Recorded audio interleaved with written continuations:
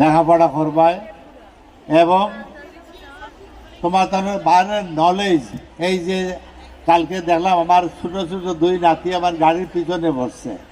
আমরা বিয়ার অনুষ্ঠানে গেছিলাম, যাওয়ার পরে দেখলাম যে আমার পিছনে বসিয়া তারা মাত্র 9 গ্রেডে পড়ে, না 10 গ্রেডে।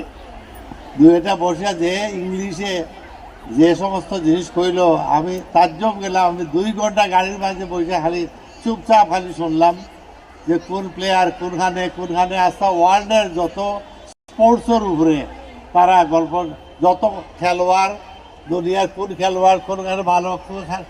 আমি তাজ্জব গেলাম যে এই 9 গ্রেডের মেয়েরা যে তারা টেলিভিশন দেখে, মোবাইলে বিভিন্ন খবর।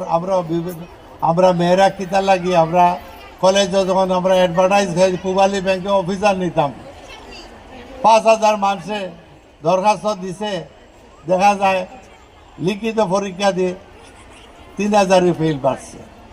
আর এই 1,000-এর মাঝে গিয়া দেখা যায় 50 জন মাত্র ঠিকছে আছে, বিভিন্ন জায়গায় তারা পড়ছে।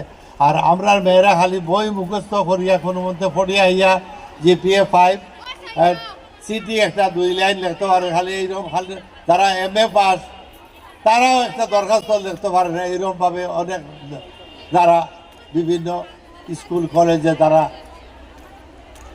যারা মাস্টার তারাই ভুল করতেছে, ছাত্ররা তো ভুল করতেই আছে। তো এই সমস্ত আমি অনুরোধ করব যে আউটসাইড নলেজ নিবার লাগে পত্রিকা পড়বা।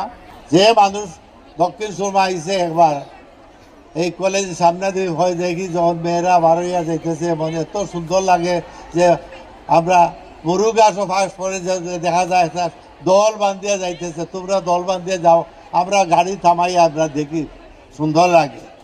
এই লতিফা শফিক চৌধুরী মহিলা ডিগ্রি কলেজ যে একবার দেখিয়া গেছে তারা নিজের থেকে হয় আর একবার দেখিয়া যায়।